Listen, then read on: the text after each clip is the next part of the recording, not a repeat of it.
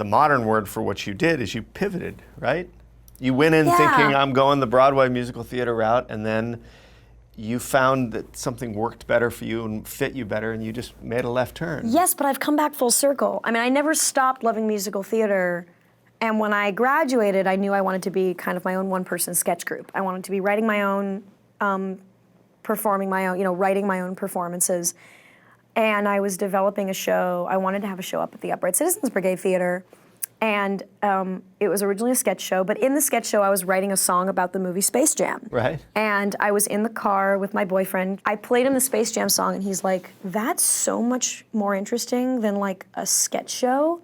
You should just do that. That's just the unique. song. And for the longest time, I thought I had to choose. I mean, I remember people in comedy would say to me, when are you gonna stop doing the dumb musical theater thing? Really? You're wasting, they were like, just do comedy. The musical theater thing's so, well. And then, the same time, if you want to be a working actor in New York, especially a working musical theater actor, you are getting up at 6, you are waiting in line for a non-equity audition, you are always auditioning, you're always preparing new material. It's a lot of work. And both people on both sides, they aren't thinking of doing the other one, so they're 100% in. Yes, and so there were choices to be made, and for a long time I was paralyzed by if I'm not focusing on one thing, how do I get good? I mean, I think that's why being in school is so important, or training yourself to think I'm in school, because you need time, especially as a writer, but as anything, writer, actor, painter, you need time to do your best and fail. Right. And because I didn't have any expectations for myself as a comedian, I spent 4 years on this sketch group doing my best at writing sketches, and a lot of them sucking ass.